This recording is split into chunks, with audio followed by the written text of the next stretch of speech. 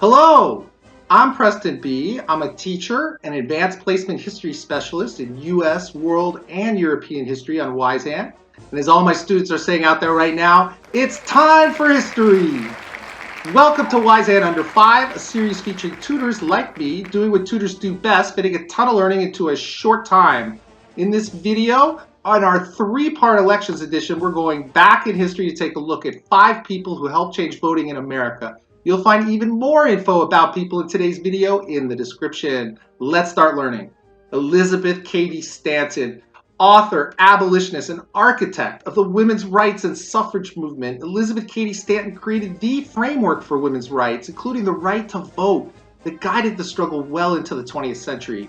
In 1848, Stanton helped organize the first women's rights convention, the Seneca Falls Convention, with fellow activists Lucretia Mott, Jane Hunt, Mary Ann McClintock, and Martha Coffin Wright. The conversation for the right to women to vote had officially begun.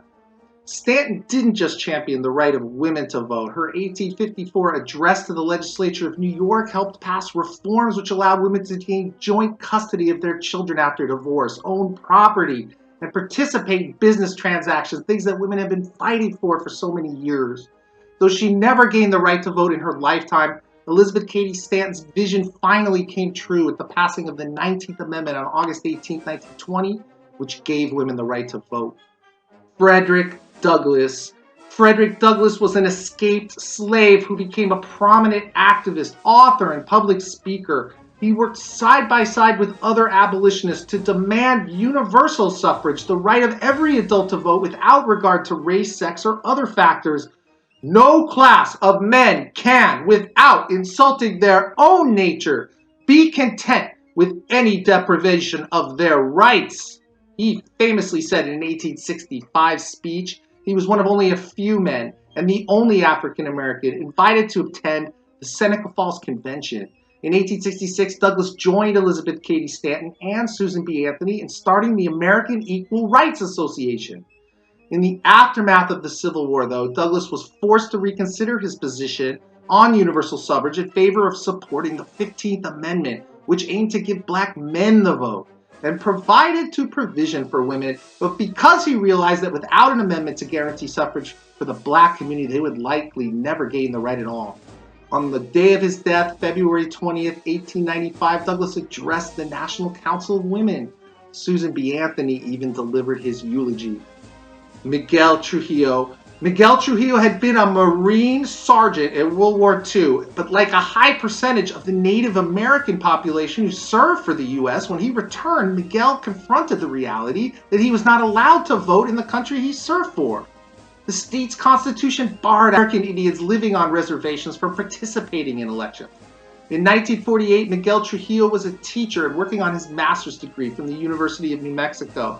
He felt he had the right to vote as a citizen and veteran, but the county registrar, Eloy Garley, refused to allow him to register. Trujillo took Garley to court and sued for the right to vote. Miguel won. Trujillo versus Garley removed the barriers that prevented Native Americans from living on tribal lands in New Mexico from voting and catalyzed more reforms in other states. However, Native Americans weren't guaranteed the right to vote in every state until 1962.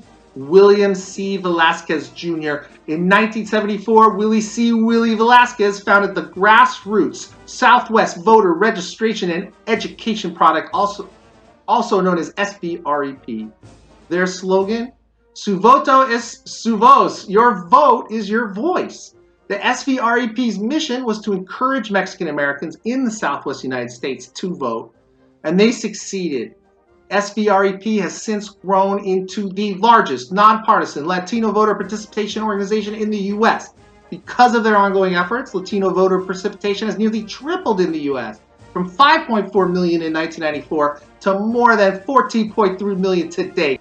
John Lewis. John Lewis was the son of Alabama sharecroppers and attended segregated schools while he was growing up.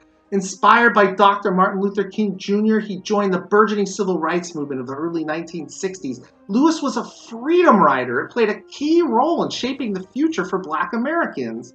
In 1964, Lewis headed the SNCC's effort to register African American voters and organized communities in Mississippi during the Freedom Summer Project.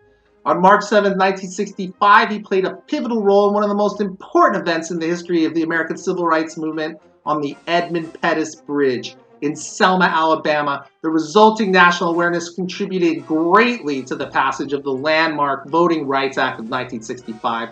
John Lewis was active in the civil rights movement of the next decades too and spent the rest of his life in public service.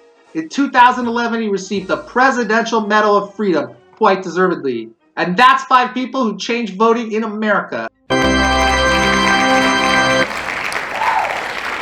learn more, click the link above and check out all the other videos in Wise and Under 5. I'll see you at the polls.